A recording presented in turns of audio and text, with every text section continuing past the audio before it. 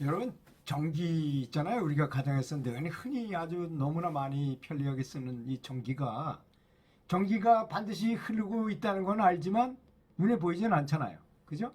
그리고 뭐 불도 켜고 지하철도 가게 하고 엄청난 모터도 돌리고 전기 자동차도 가게 하고 뭐 이렇게 강력한 힘을 발휘하는데 불구하고 눈에 보이지는 않지만 확실히 있는 거고, 잘못하면 큰 고전압을 뭐 건드리면 사람이 죽기까지 하는 거잖아요. 그런 것처럼 사람한테도 강력한 그런 힘이 있는데 바로 감사할 때 나타나는 그런 힘인 것입니다. 이게 눈에 보이지 않아요. 그렇지만 확실히 있는 건 잘 감지하죠. 어떤 사람이 아주 감사한 마음을 갖고 있고 그것이 아주 볼테이지가 굉장히 높은 사람이 있다. 그럼 옆에 가면 괜히 기분이 좋아요. 그런 사람 옆에 가면. 그 신기하게도 그런 말만 들어도 기분이 좋고, 이런 강력한 에너지가 사람한테도 있다는 것입니다. 그러니까 우리가 이제 헬스장에 가서 헬스를 한 3년 동안 정말 프로테인 먹어가면서 열심히, 제 아들도 이제 헬스를 하는데 보니까 참 가슴 아프. 저는 채식을 하지만 우리 아들은 채식을 안 해가지고 그 근육 불기 위해서 매일 닭가슴살을 먹더라고요.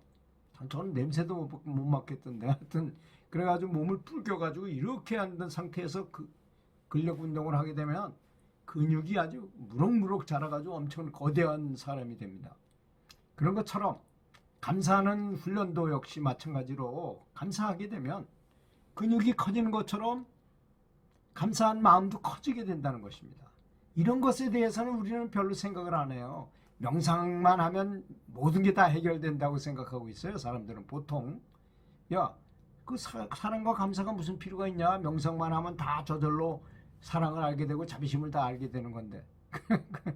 원래 깨닫고 나니까 사랑에 강하고 나가 연결되긴 하지만, 사랑으로 더 많이, 그냥 명상하는 것보다 감사하는 마음, 또 사랑하는 마음, 또 스승님이 나한테 그런 법을 가르쳐 줬으니까, 좋은 방법을 가르쳐 주셨으니까 정말 감사하면서 명상하는 거하고는 하늘과 땅 차이에 효과가 있다는 것입니다. 감사하면 효과가 3배 이상, 몇 배, 몇 갑절 더 강해지거든요. 저는 그걸 많이 느끼고 있어요. 그런 사실을.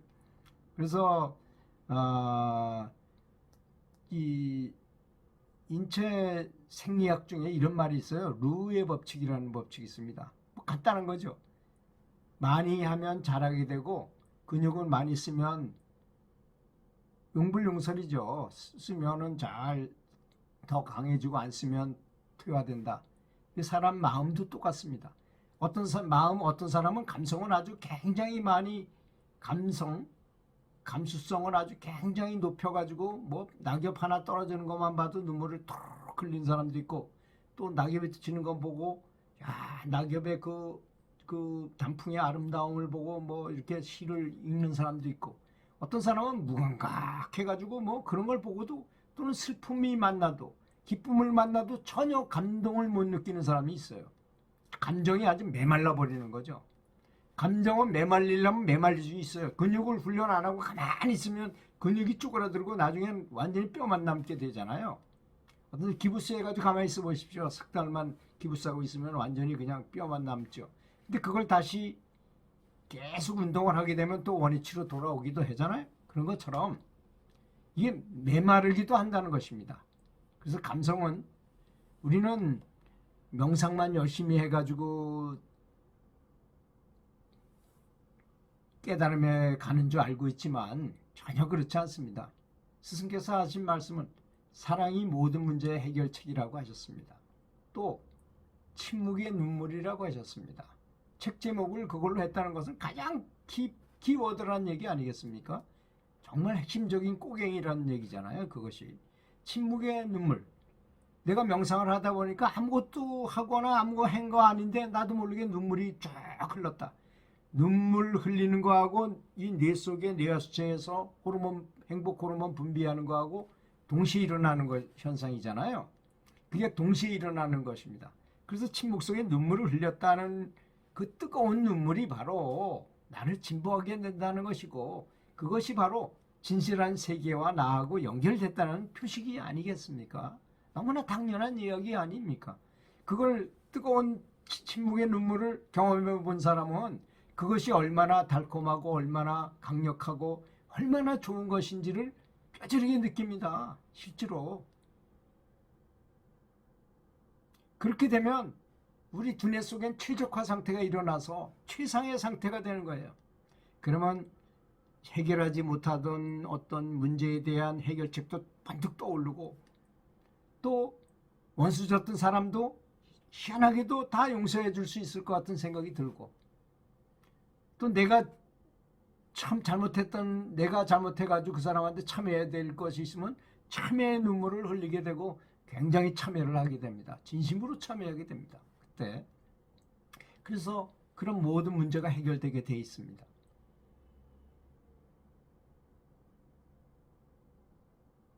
이렇게 감사한 마음을 갖다 보면요, 점점 더 이 감수성이 늘어나고 하다 보면 현실이 곧 극락이 천국이 됩니다. 현실, 그전엔 보면 원수 같았던 사람도 다 부처님으로 보이기도 하고, 세상 모든 만사가 정말 천국처럼 아름답다고 느껴지기도 한다는 것입니다. 그래서 생각하기 나름이라는 것입니다. 모든 것이 일체유심조라는 말이 딱 맞다는 것이죠. 그래서 늘 긍정적으로 사과, 감사한 마음으로 사물을 바라보고 바람직한 방향으로 생각하게 되면 그것이 말로 돼서 말도 온화하게 되고 아름다운 운명도 그렇게 변하기 때문에, 여러분 운칠기삼이라는 거 아시죠? 운은 7이고 기술은 3이라는 뜻이잖아요. 그래서 아마 생각대로 다 된다면 아마 누구나 다 부자고 누구나 제일 높은 지위에 있을 거예요. 근데 뜻대로 되지 않잖아요. 그러면 운이 7이라면 물론 기술도 훈련하고 실력을 높여야 되지만 운이 좋게 하려면 어떻게 해야 되겠습니까? 명상하거나 연불을 하면 됩니다. 그러면 최상의 상태, 아까 제가 얘기한 것과 같이 아주 최상의 상태가 오고 저절로 좋게 돼 있어요. 그건. 그래서 더 시크릿이라는 그 책에 보면 처음부터 끝까지 감사하면 좋은 일들이 줄줄이 사탕으로 쫙 나를 따라와서 저절로 그런 일이 벌어진다. 그게 일체유심조입니다. 그게 퀸텀 물리학이에요. 최첨단 과학에서도 그걸 입증한 내용인 것이죠. 그렇게 하면 된다는 거죠. 명상도 감사하며 스승님이 가르쳐준 것을 생각해 보십시오. 얼마나 감사한 얘기입니까? 사실 아는지 모르시는지는 모르지만 스승께서는 엄청나게 높은 깨달음을 얻으셨어요. 저도 중국 기공을 배우면서 수많은 영능자를 제가 데리고 있었어요. 제 제자들 중에서.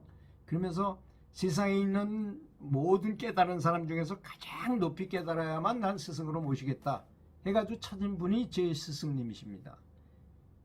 제가 뭐 이렇게 그러면서도 불구하고 2년 동안을 의심했어요. 모든 걸 다 점검해 봤어요.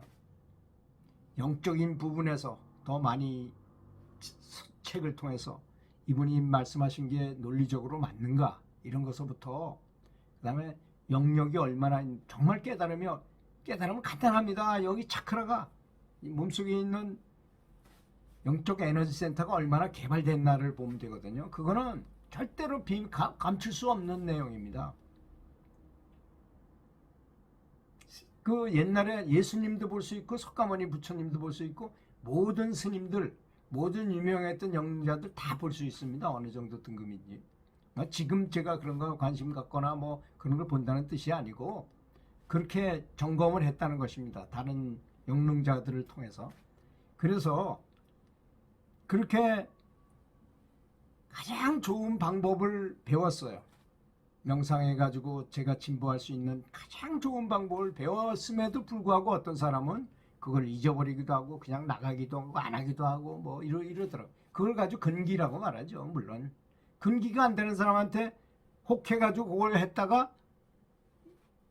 별 효과가 없으니까 그만둬. 그런 사람은 근기가 없는 거예요. 중근기도 안 되는 거죠. 하근기인 거죠. 중근기 이상 되는 사람들은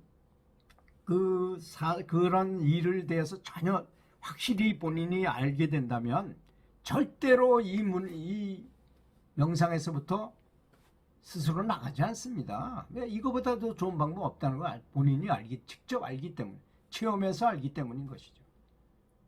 그렇게 되면 정말로 그걸 알게 되는 사람은 귀의 스승님께 의지하고 가서 스승님한테 가서 의지하는 걸 귀의한다 그러잖아요.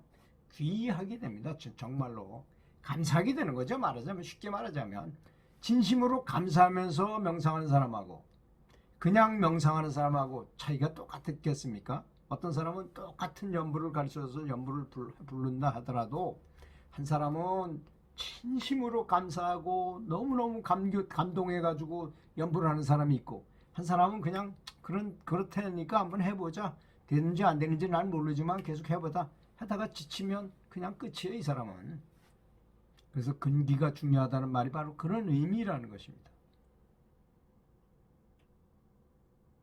그래서 정말 근기를 가지시고 확실히 이해하고 확실히 믿고 그리고 하려면 아주 정말 감사하는 마음으로 정성을 다해서 명상하면 어떻게 진보가 없을 수가 있겠어요? 그것이 더 의심스러운 일이에요. 어떻게 그렇게 했는데 하나도 진보가 일어나지 않을 수가 있겠습니까, 여러분? 그렇지 않습니까? 들어주셔서 감사합니다.